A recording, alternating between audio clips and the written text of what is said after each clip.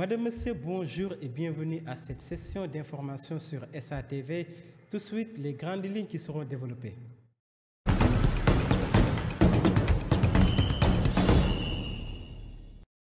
Le président de la commission de recensement des votes a confirmé Bassirou Diomaye Faye vainqueur de l'élection présidentielle dès le premier tour avec 54,28% des voix. Nous ferons un focus sur la débâcle d'Idrissa Seck lors de cette présidentielle avec son score médiocre de 0,90%. Doit-il dire adieu à la scène politique? À suivre l'analyse d'Ibrahim Bakhoum dans cette édition. Notre reportage Ramadan du jour s'intéresse aujourd'hui à l'utilisation du hijab. Sochou en Wolof, beaucoup de jeunes l'utilisent pour éviter une mauvaise haleine. Une recommandation du prophète Mohammed, paix et salut sur lui, d'après un islamologue. Voilà pour les titres. Le développement, c'est dans une poignée de secondes.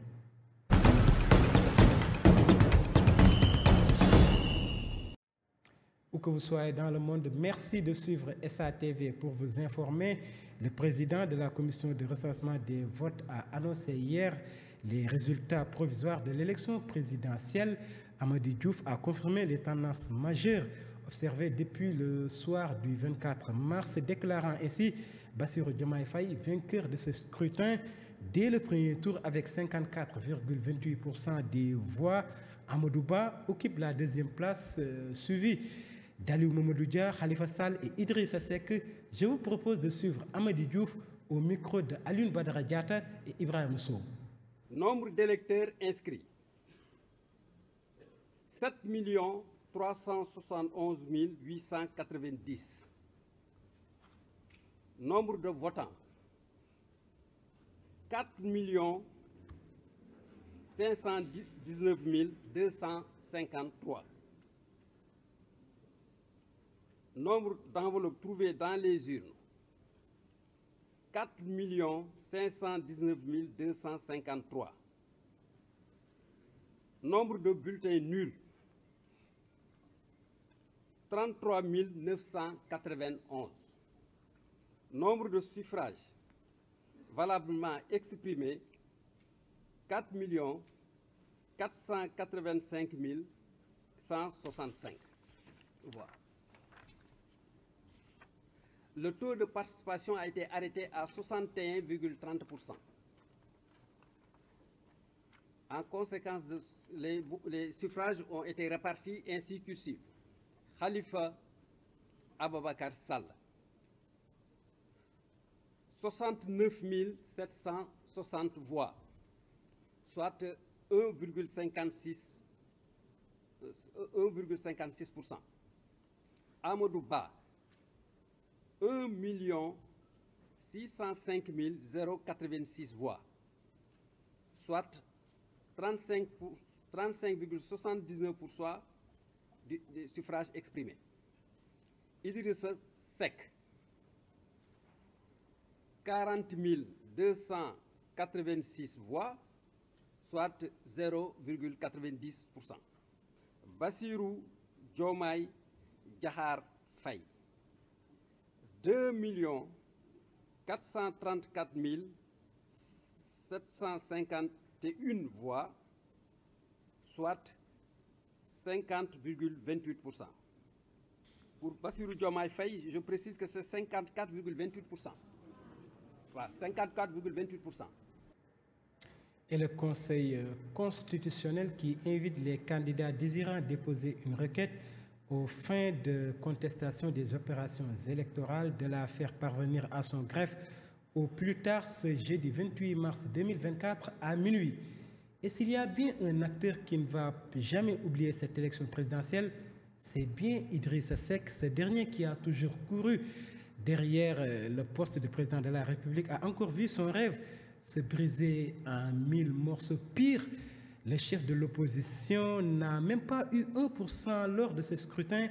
Et comment comprendre sa débâcle? Élément de réponse avec Amadou Tidiane Gaye. S'il y a un acteur politique qui ne va jamais oublier cette élection présidentielle de mars 2024, c'est bien Idrissa Seck. Il a obtenu 0,90% des suffrages des Sénégalais. Comment comprendre cette situation? Ibrahim Bahoum est analyste politique, également journaliste sénégalais. À la veille de 2019, je veux dire avant la présidentielle, Idrissa Seck avait été vu, c'est très sensible de dire devenir mouride. Bon, en tout cas, au moins, il est allé faire allégeance à Serigne Mountakha. C'est ce qu'on a vu dans la communication. Ça a peut-être convaincu certains que, à défaut d'avoir Wade comme candidat, d'avoir un candidat Wade ou quelqu'un du PDS comme candidat, ils se sont rabattus simplement sur celui qui vient d'arriver, qui est un politique connu, qui s'appelle Idrissa Seck. L'ancien Premier ministre sous Wade a vu son électorat passer de 15% en 2019 à 0,90% en 2024. Une situation inédite qui mérite d'être soulignée. Quel est l'avenir de l'ancien maire de Thiès dans la scène politique au Sénégal, Ibrahim Bahoum? Par exemple, s'il arrivait que les gens ne soient pas très satisfaits de l'équipe actuelle et qu'ils veulent chercher ailleurs, il n'y a pas de raison qu'on ne puisse pas penser que ça pourrait revenir.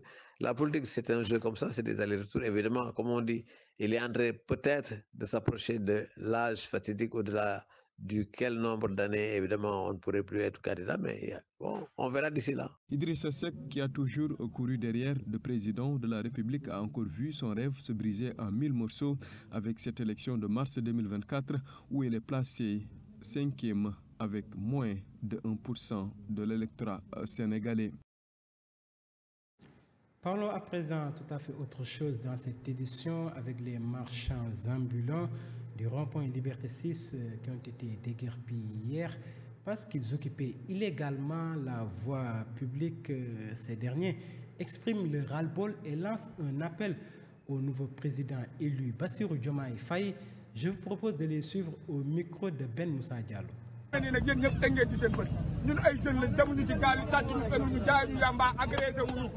sommes des jeunes, nous ne voulons que travailler.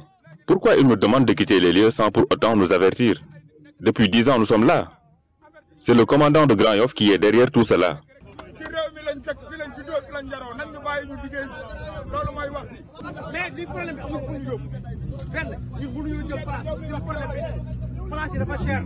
Regardez, tous ces jeunes sont des fils du Sénégal et nous avons tout fait pour que Diomaye soit élu président de la République du Sénégal. Donc nous l'interpellons et nous interpellons également Ousmane Sonko. Notre souhait, ce n'est pas de rester ici. Nous voulons travailler dans de meilleures conditions, dans un meilleur cadre de vie. Le commandant de Grand Yoff doit cesser ses actes, il faut également le souligner.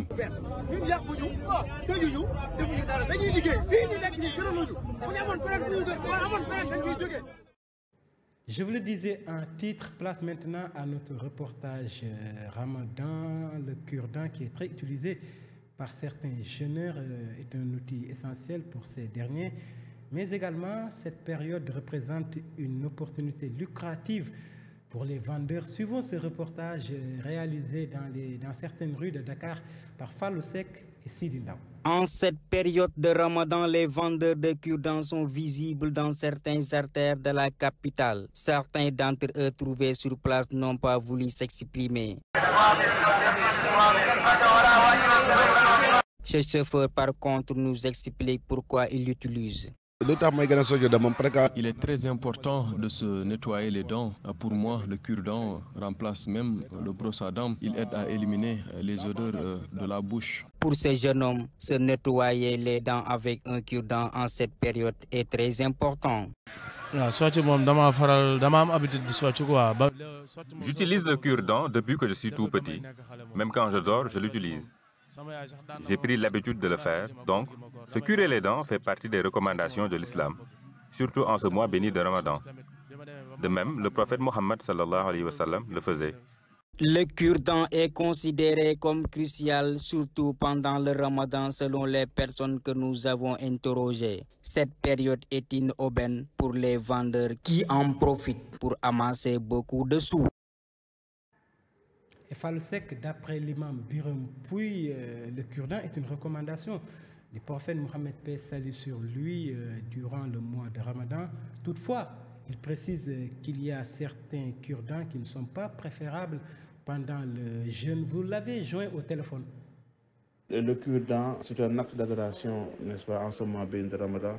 Vous savez, l'islam accorde une place importante à l'hygiène, à la propriété, à la sincérité et à la pureté. Donc l'usage du cure-dent est très recommandé en islam parce qu'il purifie la bouche et procure bien sûr l'agrément de la santé. Donc le bois est conseillé dans ce cas, c'est ce qu'on appelle le siwak. C'est un bâton de bois d'arak, n'est-ce pas, en arbre qui provient souvent de l'Arabie Saoudite. Mais bon, naturellement dans notre entourage, dans notre environnement, on peut tout trouver, n'est-ce pas, des bouts de bois, n'est-ce pas, qui nous procure en tout cas cette aisance de brosser nos dents. Donc l'usage en tout cas du cure-dent est recommandé en tout temps pendant le jeûne comme en dehors du jeûne.